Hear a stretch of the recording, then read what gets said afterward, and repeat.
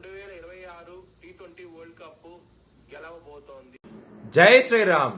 2022 నుంచి 2026 మార్చి వరకు మొత్తం 20 ప్రెడిక్షన్స్ అనేవి ప్రూవెన్ అయ్యాయి.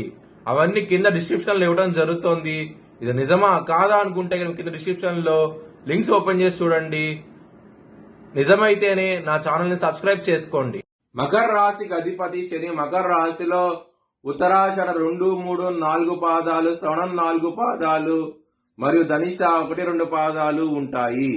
ఈ నక్షత్రం వాళ్ళందరికీ నేను చెప్పే వార ఫలితాలు వర్తిస్తాయి. ఈ వారంలో మకర రాశి వారికి బుధుడు యోగిస్తున్నాడు, శని యోగిస్తున్నాడు, రవి యోగిస్తున్నారు.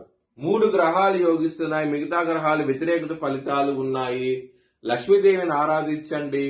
ధనపరంగా ఇంప్రూవ్మెంట్స్ అంటూ కనబడతాయి.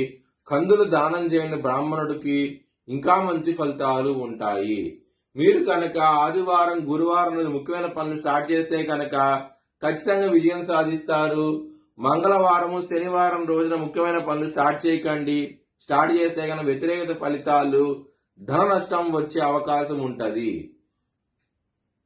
మకర రాశి వారికి 2వ స్థానంలో కుజుడు, రాహు, బుధుడు ఉన్నారు. కుజుడు, రాహు బద్ధ శత్రువులు.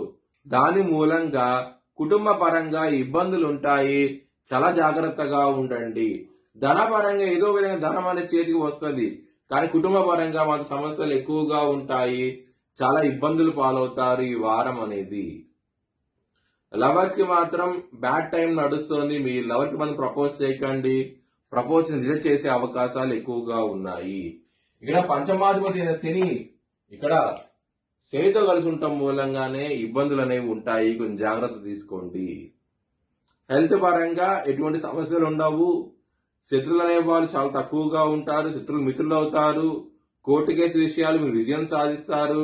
ఇలాంటి ప్రతి విషయంలోనూ మీరు విజయం సాధిస్తారు. ఎటువంటి సమస్యలు అంటూ ఉండవు. బిజినెస్ పరంగా పెట్టుబడి ఎక్కువ పెట్టండి. మంచి లాభాలు చూస్తారు ఈ వారం అనేది. మ్యారేజ్ పరంగా మాత్రం బాగుంటది. మీ జన్మ జాతకంలో కనుక దశలు, అంతర్దశలు యోగిస్తూ ఉంటే కనుక ఖచ్చితంగా ఈ వారంలో వివాహం కుదిరే అవకాశం ఉంటది. ఒకవేళ మీ జన్మ జాతకంలో కనుక దశలు, అంతర్దశలు, నవాంశ చక్రంలో శుక్రుడు కనుక బలం తక్కువగా ఉన్నా సరే, చెడుగ్రహాలు చూస్తున్నా సరే, దశలు అంతర్దశలు యోగించకుండా ఉంటే గనక ఈ వారంలో ఇబ్బందులు ఉంటాయి. మ్యారేజ్ పరంగా మాత్రం సమస్యలు అనేవి ఎక్కువగా ఉంటాయి. వృత్తి పరంగా మాత్రం చాలా బాగుంటది. ఎటువంటి సమస్యలు అయితే ఉండవు. మీకు జాబ్ చేంజ్ అవ్వాలనుకున్నా ఈ సరైన సమయం జాబ్ చేంజ్ అవ్వండి.